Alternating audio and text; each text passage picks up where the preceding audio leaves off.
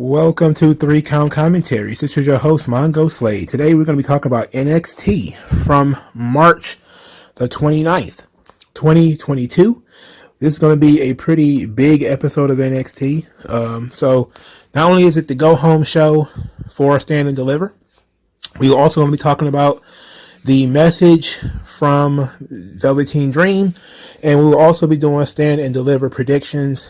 So stay tuned and listen to the whole video, hopefully. I don't know how long we'll be here, but we're going to be here for a good time, not a long time, hopefully. All right, so let's start with news and notes. And the biggest note is Patrick Clark, a.k.a. the Velveteen Dream. He put up on his Instagram account, quote, "Despite trashy and unsavory allegations against me that I have beat, I'd still like to have a career within the E at WWE NXT. I was never guilty, and I got a hell of a lot of talent. I'm only 26, LFG. I'm ready to go. The show what it should be." Now, on this channel, we have always been, they never proved that Velveteen Dream actually did anything wrong. There was a lot of allegations. Yes, and they were unsavory allegations at Velveteen Dream, most of which vanished the moment he got released. People just kind of forgot that he was supposed to be this child predator or whatever. At the same time, Velveteen Dream tried to get jobs at small indie shows, and people just would not let him move on. Basically his entire career was summed up with him getting canceled from an indie show that he had gotten booked in. I think it's in the Maryland area where he's from, or it was in the upper East Coast. It was one of the two.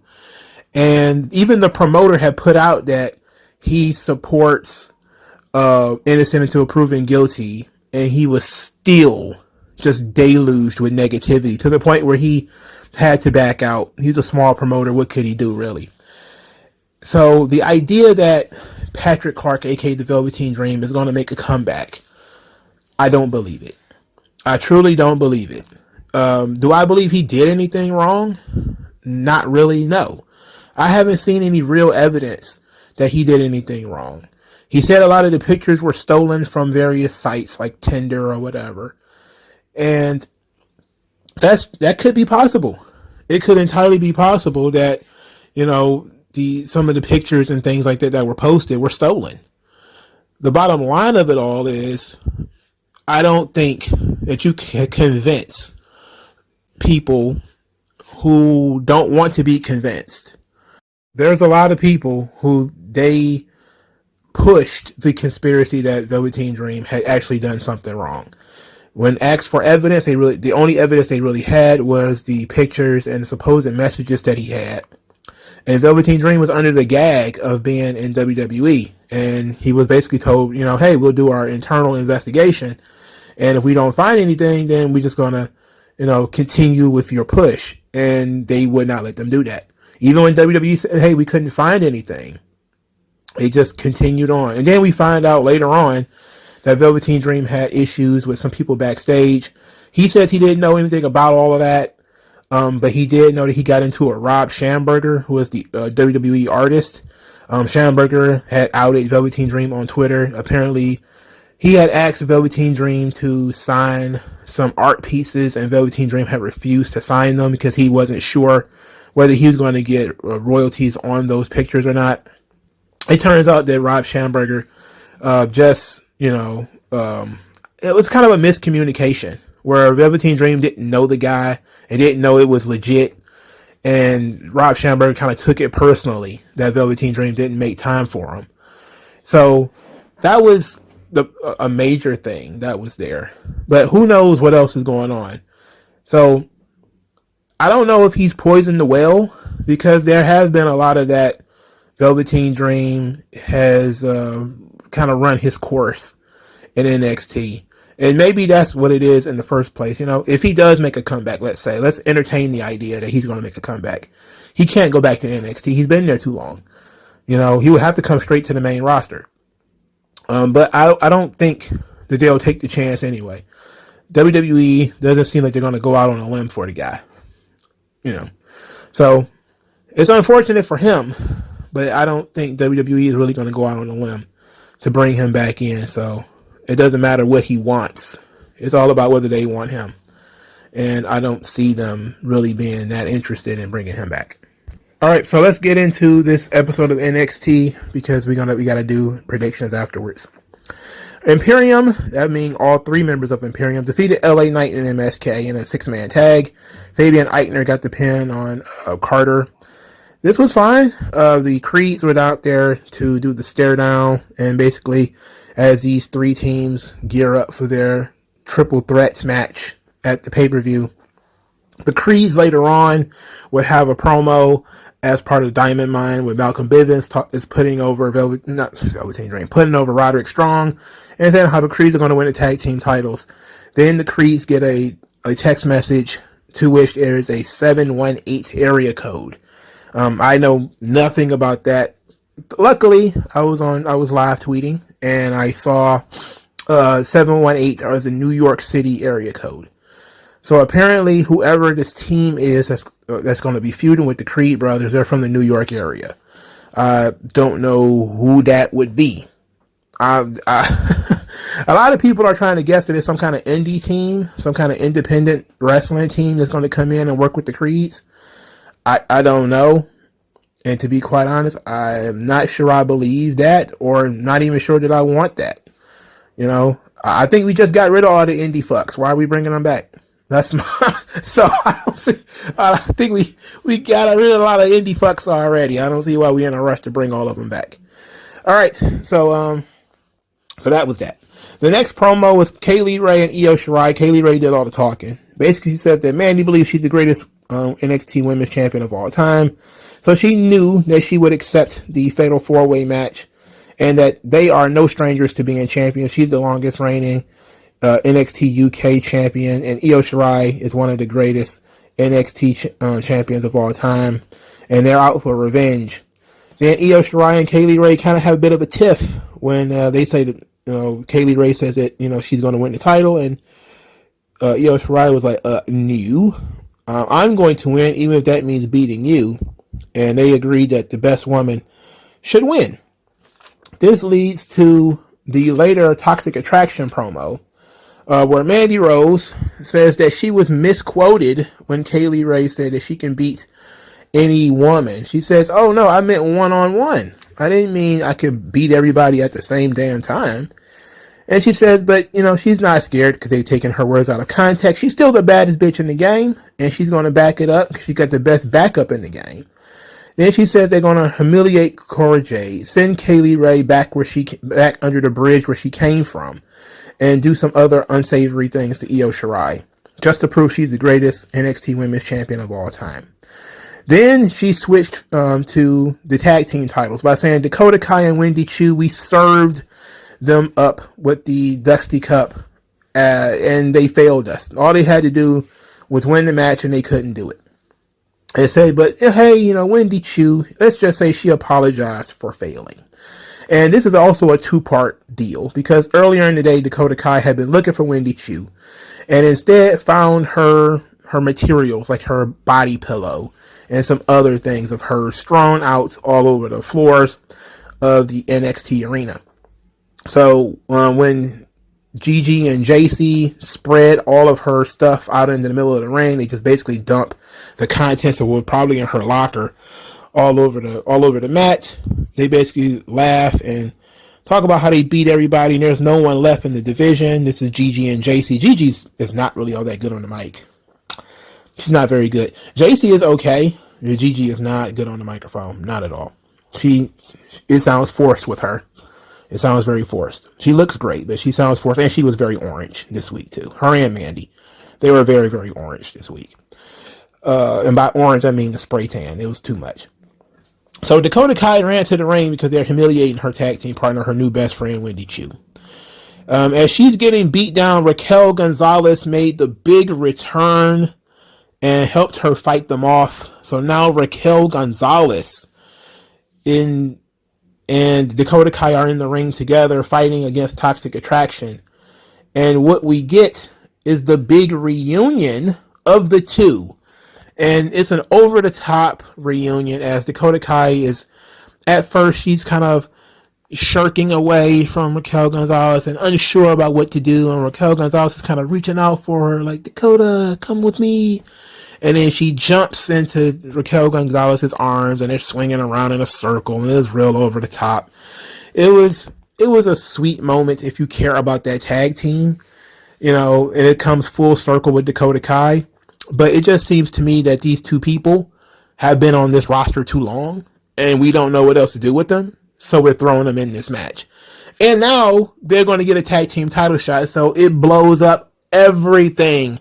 Nothing makes sense anymore. So the story after last week was that Gigi Dolan was hurt, and that way they were not going to be defending the tag team titles at Stand and Deliver because Gigi Dolan was hurt. That's why the Dusty Cup winners were being moved to the Women's Championship match so that they can still get a title shot, but they couldn't use the tag team belts. So now apparently Gigi can wrestle, and now they're just going to switch the opponents. And now they're going to wrestle Dakota Kai and Raquel Gonzalez, a quote-unquote classic NXT Black and Gold tag team. And it's going to be on the pre-show, which means it's probably going to end in disqualification or some type of other fuckery. Ultimately, I think I've been saying this for 3 or 4 months. I'm going to say it again. I'm going to say it until the cows come home. It's got to be Raquel Gonzalez's big goodbye. It's got to be coming. God damn, it's got to be coming. At some point, it's over, right? At some point, this has got to be over. So, they completely botched this whole Women's Dusty Cup thing, and I want it done. The Women's Dusty Cup, come on. Just cut us some slack. We didn't get to see what happened to Wendy Chu. I really kind of want to see what happened to Wendy Chu, but I guess we'll find out. And maybe Wendy Chu will make her triumphant return and cost Toxic Attraction the tag team titles. Maybe. We'll see. So that was a lot just on the women's tag team division and the women's championship division. But they also have to talk about Cora Jade, because we got another vignette for Cora Jade. We got the Io Shirai and Kaylee Ray and Mandy Rose part.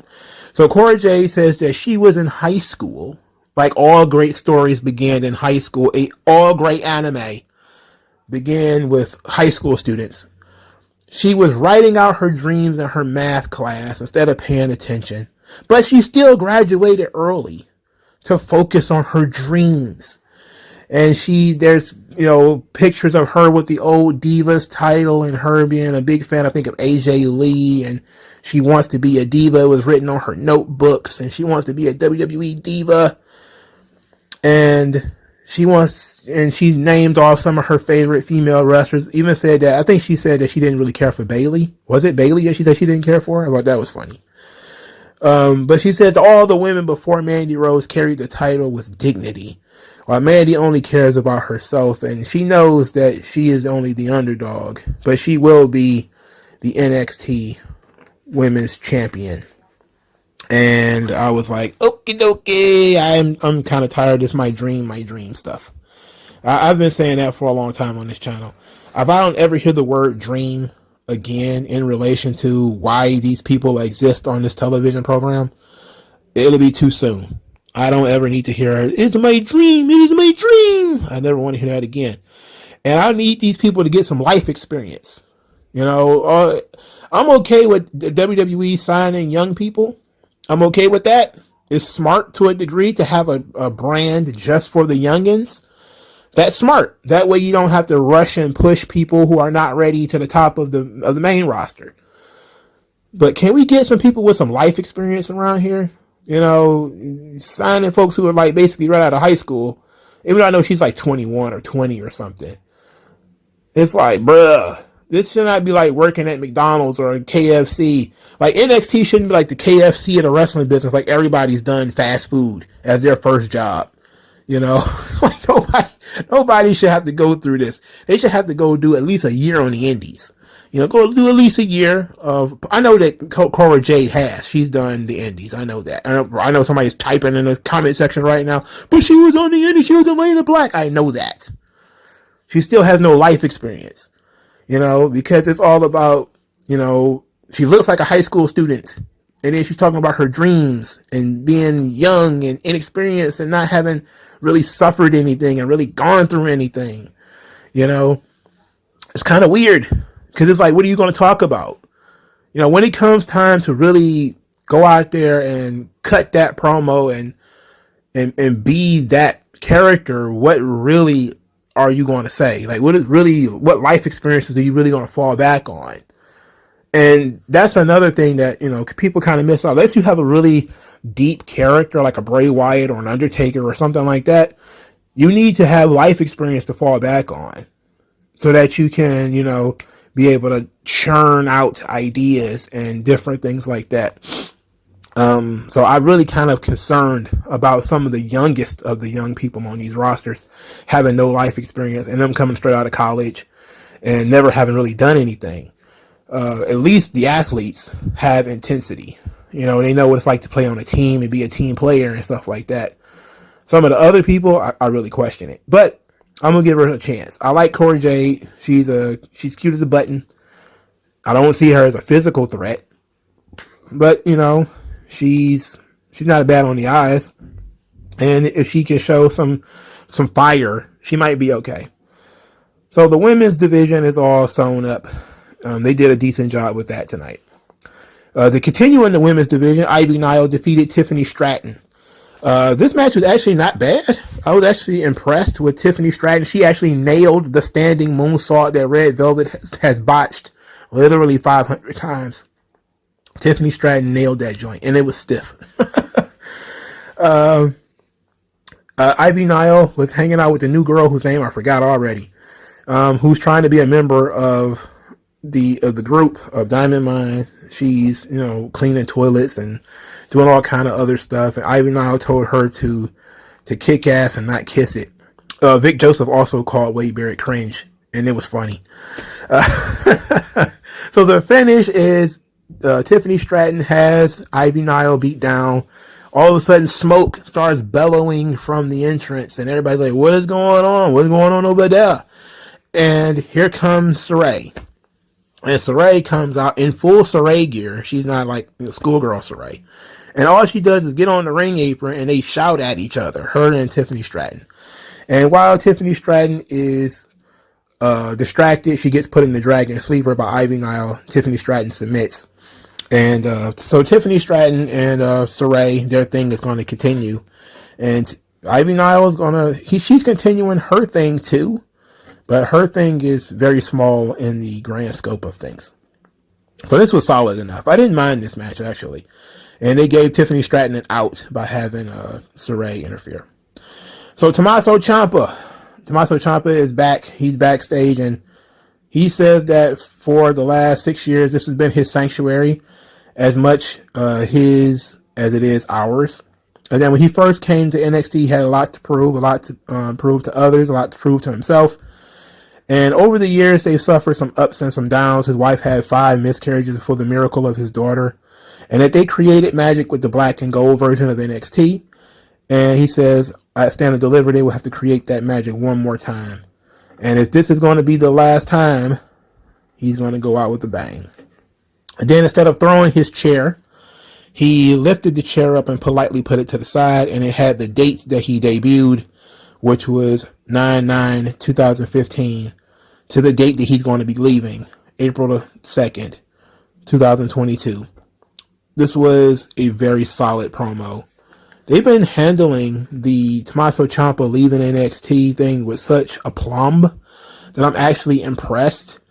But then I look and I see how they're treating Robert Roode and Finn Balor and Ricochet on the main roster, and I'm just thinking, man, he's so small. It's so sad. He's jacked to the gills, but Tommaso Ciampa is small. And I see like the moment he gets in there with somebody who is, one of these big dudes, they're going to look at him and just be like, he's so tiny. He's not believable. But I definitely believe that Ciampa could be that Benoit kind of guy. Even though, Benoit was on the gas, so he was a little bit wider than he probably should have been. But Ciampa has the intensity to be the next Benoit. So hopefully Vince gives him the shot.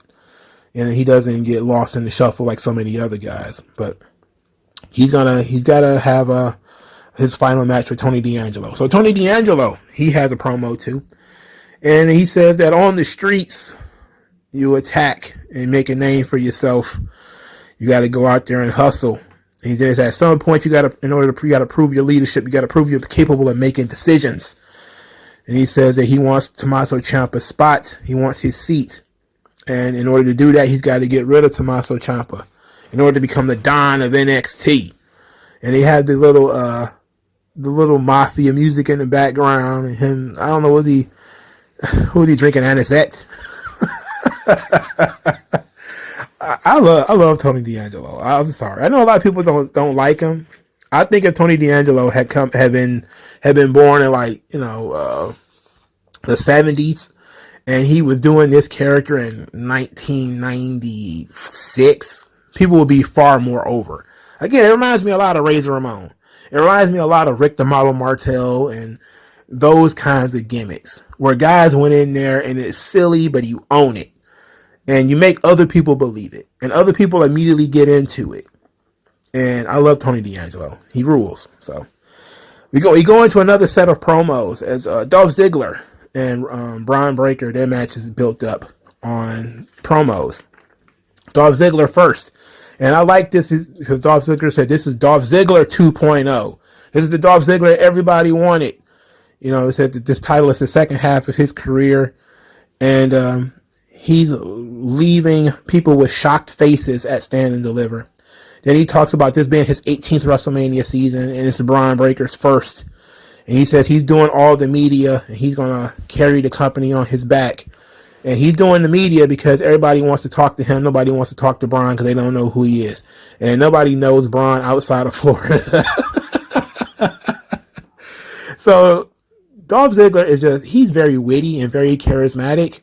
It's unfortunate that it took so long for him to find this version of himself because they were pushing Dolph very hard in 2010. 2009, 2010, there was an era there. I think when he was teamed up with Vicky and some other stuff where Dolph was just constantly being pushed. He was like always wrestling Edge or CM Punk for the title. I remember there was like 2 or 3 Royal Rumbles straight where Dolph Ziggler was like the top contender for the belt. And he never won, of course, but I think he did win one of them, and then he got reversed later, right? But they were pushing him heavy, and he was not this charismatic. He was not this in his bag back then. Clearly he was young, and they really wanted him to make it, but it wasn't working out. So I'm glad he finally got there. It's just a matter of him growing into the role. I know everybody was laughing at the name. And that's really what was hindering him for so long with the silliness of the name. And him not getting the name changed was ridiculous. I would have changed that name immediately. Or at least tried to change it. Go back to Nikki. Nikki Ziggler or something. Goddamn. It had the name Dolph. It sucks. Alright, so the promo that features Braun Breaker. So Braun Breaker.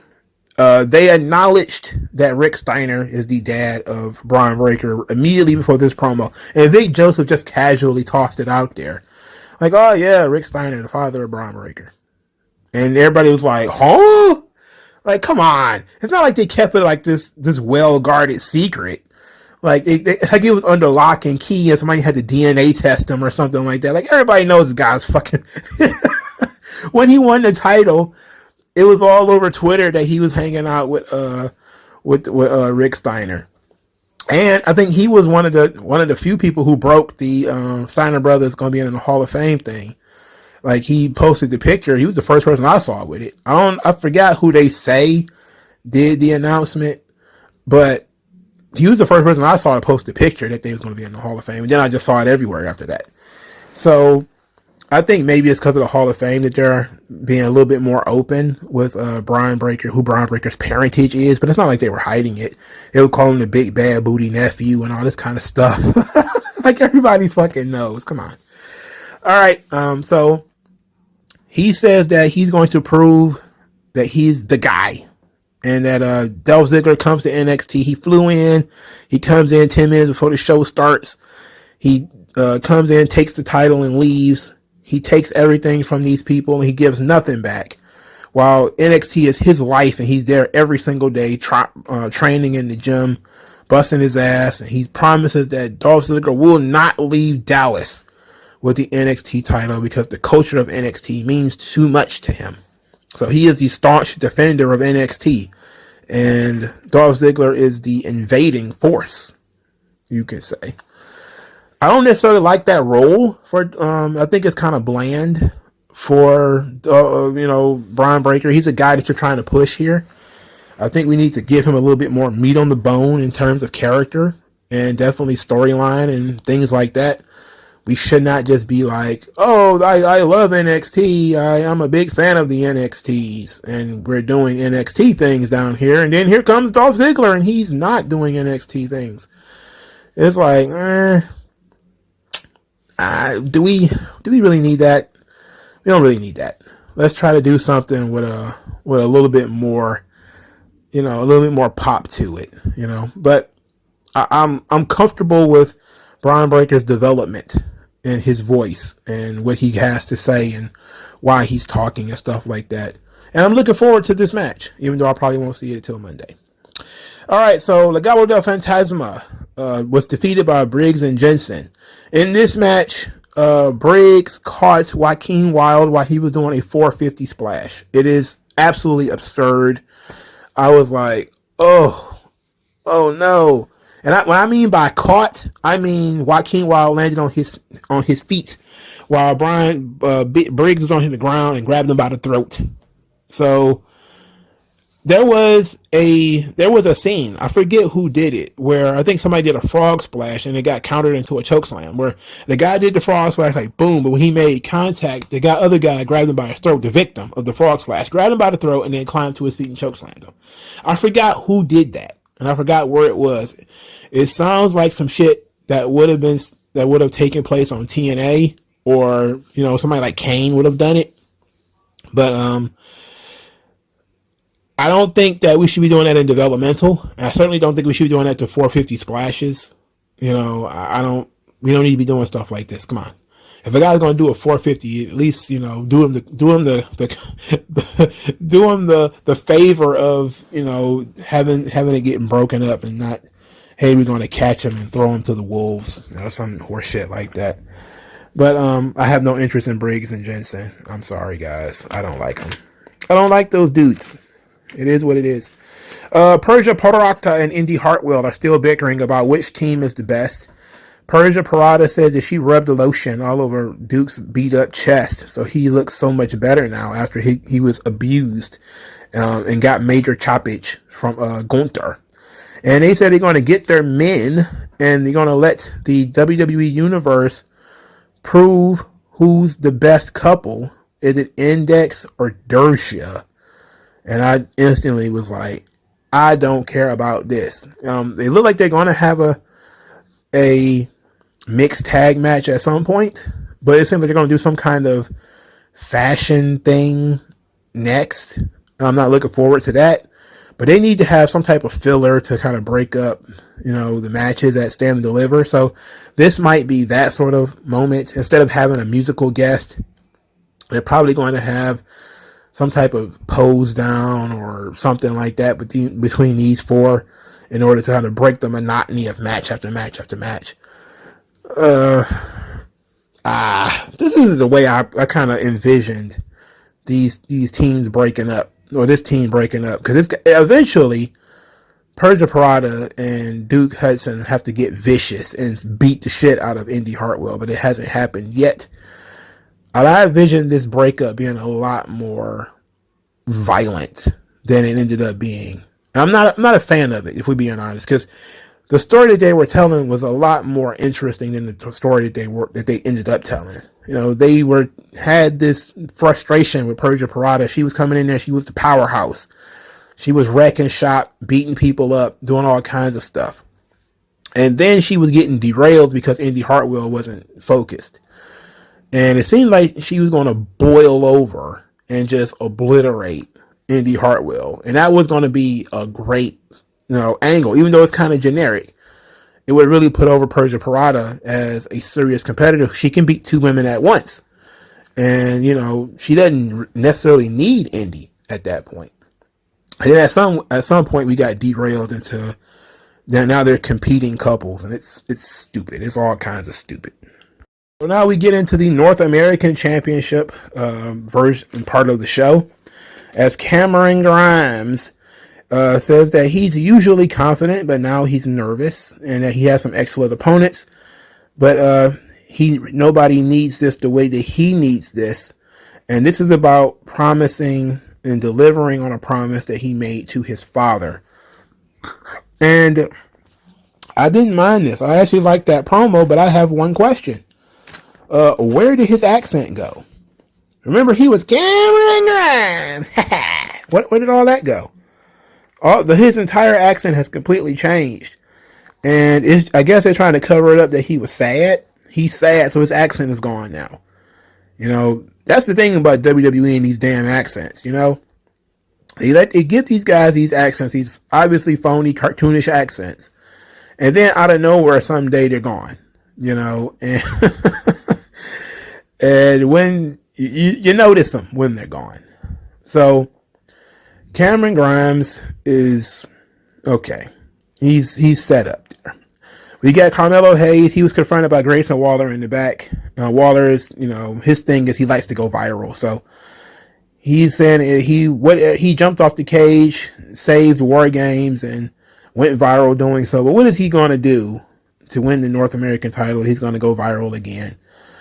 And Carmelo Hayes said that all I got to do to go viral is be me. So Waller kind of got a little bit of a chuckle out of that. And then said that mine is bigger than yours, which he meant their bodyguards. And and Trick Williams got triggered. He was like, "No, you don't believe that. You don't believe that." So they were present.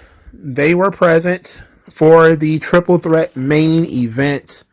Roderick Strong, Cameron Grimes, and A-Kid. A-Kid didn't get a promo. He also did not get an entrance. Well, they played his music a little bit. They played a little bit of his music. They have really downplayed A-Kid since coming in here. Again, they're just basically putting it together. So, this guy is going to be completely and totally repackaged eventually. Either that or he's going to be so lost. He's going to end up like the Grizzly Young Veterans. And he's far too young for that. He's far too young to end up like the Grizzly Young Veterans. So, no doubt they're going to end up repackaging him. So, there that go. So Cameron Grimes wins the match. It was a phenomenal match. Crowd was very, very into it. Crowd was super hot for the match. And Cameron Grimes wins, which was the right decision. Roderick Strong takes the pin. I don't know if that was the right decision, but it was what it was. After the match, Carmelo Hayes thanked Cameron Grimes, congratulated him rather, and said that he's still not going to be the A champion. Then Escobar, Waller, and Solo and Cameron Grimes all came out there, each one hitting on the theme of their characters. Escobar, we're going to bring the title back to La Familia. Waller, me taking down the title is going to go viral. Solo said something about fighting. I don't understand. Like, now they're talking about Brian Breaker being a Steiner, and we're still supposed to act like Solo Sikoa is not one of the Anawais. Come on. Like, come on. And Cameron Grimes said he's going to take the title to the moon. And we go off the air with all of these guys fighting. The big brawl of these guys. And you know what? I'm okay with it. I'm not too bad. It's kind of a bland finish, and they kind of rushed it. It felt rushed. It also kind of felt contrived, like everybody got to go out there and say their thing. And we didn't need that, did we? Nah, we didn't really need that. So, it's okay. It was good. Nikkita Lyons. They had teased us with Nikkita Lyons all day long. They kept telling us that Nikkita Lyons was going to be there, and Nikkita Lyons was coming. They treated her like she was the main event of this joint. I mean, they absolutely treated her like she was the shizzes. So Nikkita Lyons defeated Sloane Jacobs with a roundhouse kick. Jacobs was sure to get her hands up for that roundhouse kick so she wouldn't get her dome piece caved in. So, Nikkita Lyons, I mean, the girl's thick. I mean, the girl is thick. She's like an X-Men omnibus. She's thick. I mean, thick. Like, her ass is a bookshelf. Girl, thick. I'm talking about thick as a Butterfinger. Thick.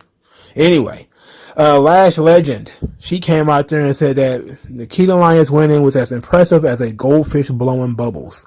That she's more athletic than Nikkita Lyons, more talented than Nikkita Lyons, and a better superstar than Nikkita Lyons. And she's going to prove it after Stand and Deliver. So they're not going to force us to have Lash Legend on Stand and Deliver. They're going to do it after Stand and Deliver. Okay. Again, this is them pushing Nikkita Lyons. They saved her. She had one appearance, maybe two, and then she was off TV for several weeks. And they saved her specifically for this show because they're like, hey, we need some star power on this show. Bring in the thickness, unveil that shit, And Nikkita Lyons knows what we're looking at, man. And she's throwing it out there. And she's doing it all. And I ain't complaining, not one bit. Not even the tiniest of bits. So Nikkita Lyons versus Lash Legend, I'm not looking forward to that. Not at all. Not at all. Because Lash Legend is the shits. But, we stuck with what we stuck with. Alright, so quick hits. Bodie Hayward was defeated by Von Wagner. Jacket Time was on commentary. Von Wagner then beat them up too. I think the chick's name is Sophia, and she was watching Robert Stone and Von Wagner. I guess she's going to be a part of their group. I think her name is Sophia. Anyway, Von Wagner beating up on Jacket Time, and he ripped Ikemen Jiro's jacket. And we were told that was Ikemen Jiro's entire identity. When he got his jacket ripped, I was like, wow, he doesn't have other jackets? Surely he's got other jackets. Surely he got more than one jacket. And Joe Gacy defeated Draco Anthony with the springboard lariat. This was a storytelling match where Draco Anthony was being pummeled by Joe Gacy. And Joe Gacy kept talking to him, telling him it didn't have to be this way. He doesn't have to live his life alone. They've cooled Joe Gacy's push completely. He is almost nothing like. He used to be a super over and was a viral star, and then they kind of chilled out on him. They did the same thing to Nikkita Lyons. She got super over. They took her off TV. I don't know what's up with NXT doing that. They are doing shock things to get people over and get them trending and get people talking about them. And then they kind of decide, hey, we're going to pull back on it a little bit and let the heat die down. Because they did the same thing to Grayson Waller, where he was super over and then they cut their legs out from underneath him by having him lose to AJ Styles. Nikkita Lyons was super over. They took her off TV for like 4 weeks. The big kissing scene made TMZ, and it was huge on YouTube. That Indy Hartwell and Persia Parada and all of them. And then they, put them in these weird backstage segments where the boyfriends get beat up and pinned, and the girls don't do anything. So it was like NXT is trying to, I guess, pop ratings here and there, but not try to maintain it. I don't know. It seems like a weird thing to do to me. But, I don't know. I'm going to trust Shawn Michaels because Shawn Michaels has been doing a pretty good job so far. Speaking of which, now we get to talk about Stand and Deliver. We're going to do predictions. Predictions. This ought to be a fun show. Another programming note for just in case people didn't get that far into Raw. I probably will not be doing a Stand and Deliver review until Tuesday because I won't be able to watch the show until Monday because I have to work this weekend. And since Stand and Deliver is at 1 o'clock in the afternoon like an absolute bastard, instead of giving it its own day, even if it was on Thursday, which I said, if it was on Thursday night, I probably would have been able to watch it. But in the middle of the day on a Saturday, come on, man. You're fucking with me here. So if you're going to be looking for an NXT, I'm going to have to avoid spoilers. And it ought to be pretty simple to avoid NXT spoilers. Hopefully I should be able to do that. Because I really don't want this show spoiled for me. It's going to be hard. All right, so let's talk about the show. NXT Women's Tag Team Championship match. Toxic Attraction, JC Jane and Gigi Dolan versus Dakota Kai and Raquel Gonzalez. I'm thinking this match is going to be on the pre-show. At least that's what I was told. So since it's on the pre-show, I believe that Toxic Attraction will probably win. Probably by some type of underhanded chicanery. So I'm going to go with Toxic Attraction. I still think it's going to be the farewell for Raquel Gonzalez. And hopefully for Dakota Kai too. They've just been floating around the ghosts of NXT past. He need to go and do something else. Tommaso Champa versus Tony D'Angelo. I love Tony D'Angelo. He needs to win a feud. He really does need to win a feud. I'm not entirely sure he's going to win this one, though. They really put a lot of sympathy on Tommaso Ciampa, and it would be odd if Ciampa did win and Tony D'Angelo is the one sticking around. I think we go ahead and make Tony D the Don of NXT. Why not? I think though an underrated part of this whole thing is that Ciampa is Italian, and I think that Tony D'Angelo is really Italian. He just kind of plays it up. So I'm okay with this match. It ought to be a fun match. This is the match I'm most looking forward to be quite honest. Next to the next match I'm going to talk about, I'm a big fan of Tony D'Angelo. I'm a booster of Tony D'Angelo. Hopefully he doesn't fuck it up. Hopefully they don't fuck him up. Gunther versus LA Knight. Oh, this match is going to kick ass. I expect the crowd to be the hottest for this match for any other match because the most over babyface in NXT is LA Knight. Clearly LA Knight is going to take the L. They're probably going to build Gunther up to be the next guy to take the title. And rightfully so, So this match ought to be fun. I'm going to go with Gunther, though. Imperium, Fabian Eichner and Marcel Bartel versus the Creed brothers versus MSK for the NXT Tag Team Championships. I want to say Imperium is going to win, but something tells me that MSK is likely to win the titles back. Probably with some interference from whatever this new tag team is that's been haunting the Creed brothers. They're probably going to make their debut here. It will suck for sure for the Creeds because they won the Dusty Cup. And they won the Dusty Cup and ended up in a triple threat match. That ain't fair. But hopefully the Creed brothers win. But something tells me that MSK is going to end up being the tag team champions again. And that's going to suck. That's going to suck and blow simultaneously. It's going to be a hurricane, a vacuum of shit. NXT Women's Championship. Mandy Rose versus Cora Jade versus Io Shirai versus Kaylee Ray.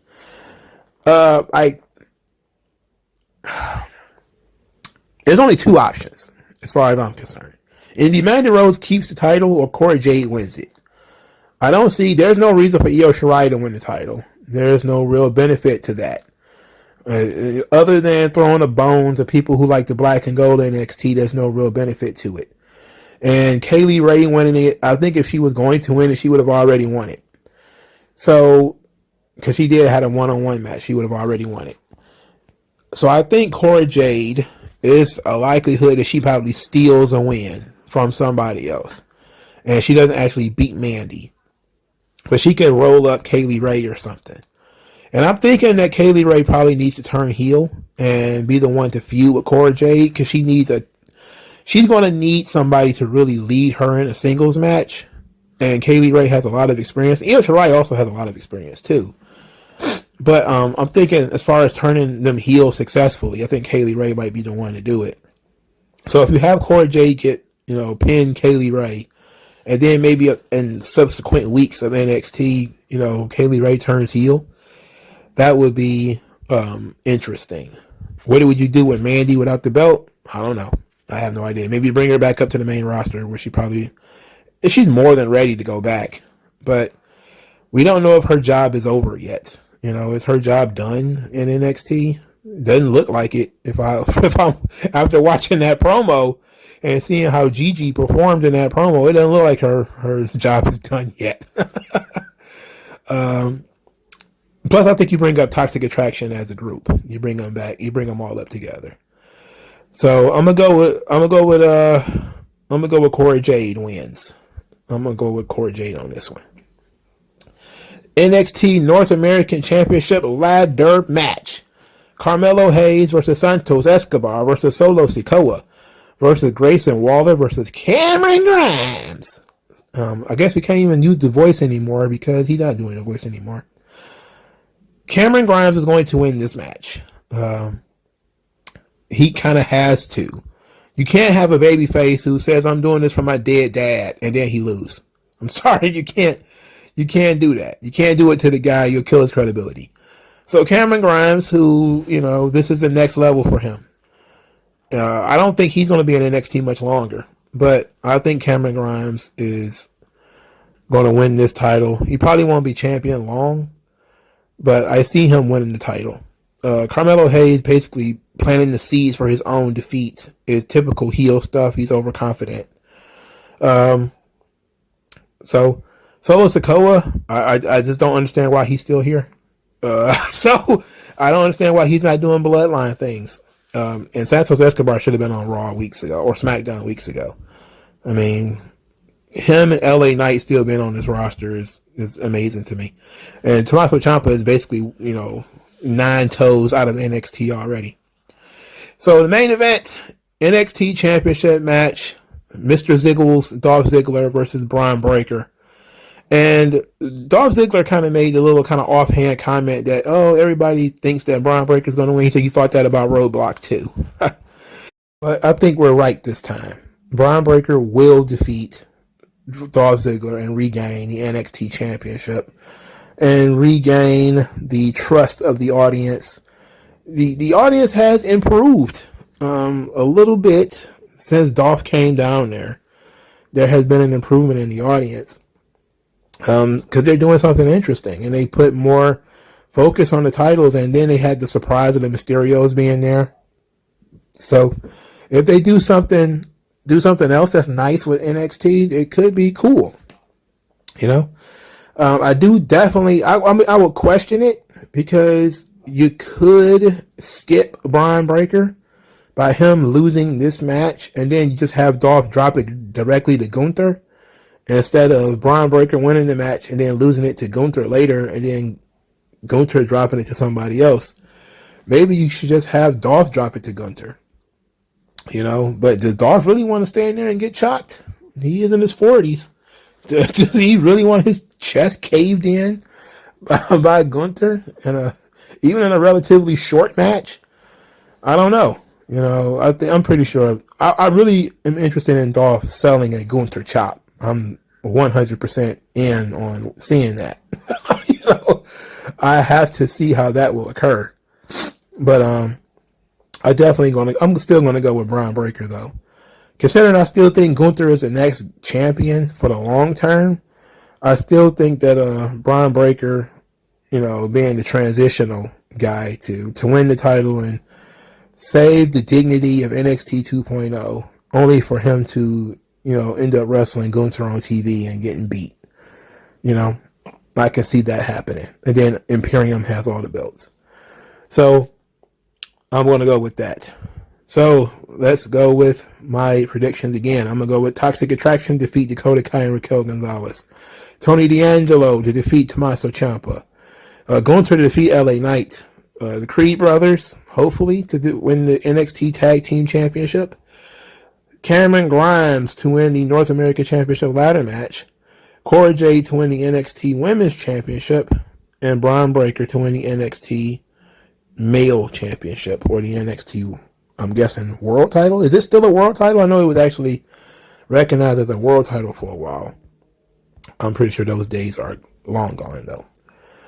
But I'm very, very interested in Stand and Deliver, and I really want to see it.